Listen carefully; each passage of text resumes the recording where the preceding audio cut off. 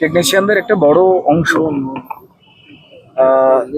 তারা technician studio তথ্য সংস্কৃতি দপ্তরে সম্মানীয় মুখ্যমন্ত্রীর উদ্দেশ্যে একটা আবেদন তারা জমা দেওয়ার জন্য জড়ো হয়েছিলেন বলে খবর। এবার সেই ক্ষেত্রে কিছু বাইরের লোকজন যাদের সঙ্গে স্টুডিও বা টালিগঞ্জের কাজের কোনো যোগাযোগ নেই, তারা এই ধরনের কিছু বিশৃঙ্খলা করে, অত্যন্ত দুর্ভাগ্যজনক। এগুলো না হলেই ভালো হতো। তারা কারা?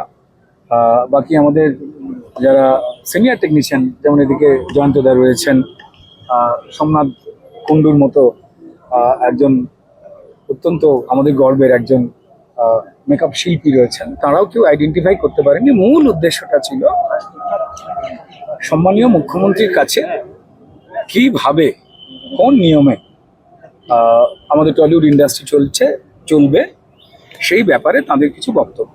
সম্মানীয় মুখ্যমন্ত্রীর তরফ থেকে যে বার্তা রয়েছে আমি সেইটুকুই জানাতে এসেছি যে তিনি চান যে অন্যান্য বিভাগগুলোর মতোই আমাদের সংস্কৃতি জগৎ সুন্দরভাবে চলুক, সবাই মিলে একসঙ্গে তারা কাজ করুন। মতান্তর থাকতেই পারে, কিন্তু মতান্তর যেন না কোনো সৃজনশীল কাজের পক্ষে যে ক্ষতি পূর্বের সরকার এবং তাদের লোকজন বাধ্য করিয়েছেন মানুষকে করতে, যে জাঁতাকলের মধ্যে ফেলা হয়েছিল, তা যেন আর না থাকে। ভয় আউট এবং ভরসাহীনের একটা পরিবেশ তৈরি হবে। আমাদের কারুর ওপরে ব্যক্তিগতভাবে যে কোনো কারণেই হোক না কেন মান অভিমান থাকতে পারে, কমপ্লেন থাকতে পারে, সে সমস্ত অন্য বিষয়। কিন্তু ব্যান কালচারের পক্ষে কখনো পর্যন্ত আগের সরকার যে অরাজকতার পরিবেশ তৈরি করেছিল, বর্তমান সরকার আমাদের প্রিয় মুখ্যমন্ত্রী কখনো সেই বিষয়ের সঙ্গে কখনো সহমত পোষণ করেন না। তিনি চান সবাই মিলে তার যোগ্যতার বেসিসেই কাজ করবে এবং বার্তা হচ্ছে একসঙ্গে কাজ করার।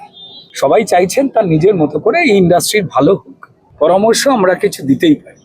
পূর্ণ সিদ্ধান্তটা জানাবার একমাত্র জায়গা আমাদের সম্মানীয় মুখ্যমন্ত্রী, এবং তিনি চান যে কোনো মূল্যে টলিউড ফিল্ম ইন্ডাস্ট্রি যে গৌরবের জায়গায় ছিল সেই গৌরবের জায়গায় ফিরে আমাদের নামে ভুল ইনফরমেশন দেওয়া হচ্ছে। আমাদের দিদির কাছে একটাই অনুরোধ, আপনি আমাদেরকে কারোর মাধ্যমে ব্যান করতে হবে না। আপনার কাছে যদি তথ্য প্রমাণ থাকে আপনি ইমিডিয়েট, কেউ তো পার্সোনালি কাউকে ব্যান করতে পারে না, আইন আদালতকে সিদ্ধান্ত নিতে হবে আমি যোগ্য না অযোগ্য, আমি করাপ্টেড, আমাকে জেলে ভরতে হবে।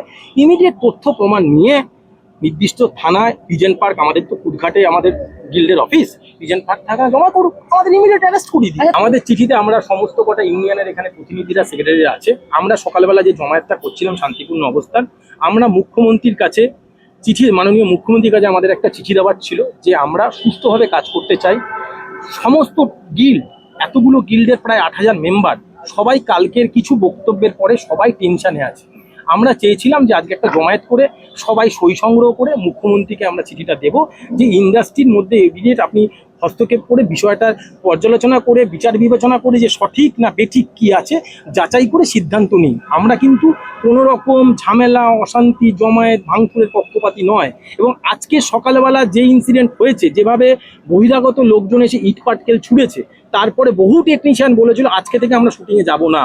আমরা কিন্তু সবাইকে বুঝিয়েছি কোনো শুটিং বন্ধ করা যাবে না। আমরা মুখ্যমন্ত্রীর কাছে যে বার্তা পৌঁছে দিচ্ছি, আমরা আশাবাদী মুখ্যমন্ত্রী আমাদের ইন্ডাস্ট্রিতে অভিভাবক হিসেবে কাউকে পাঠাবেন যিনি আমাদের সবার দুঃখ দুর্দশাটা তারা দেখবেন, দেখে আমাদের ইউনিয়ন যাতে ফেডারেশন, যে 1969 সালে যে ফেডারেশন আমরা যেভাবে আছি ভালো থাকি, সেটা উনি করবে। আমরা সেটা বিশ্বাসী এবং আশাবাদী। উনি এমন একটা দিশা দেখাবেন যাতে আমাদের 8000 মানুষের পরিবার, মানে 4 জন করে ধরলে প্রায় 32,000 লোক, তাদের আগামী দিন সুনিশ্চিত থাকবে। এটা আমরা সবাই আশাবাদী।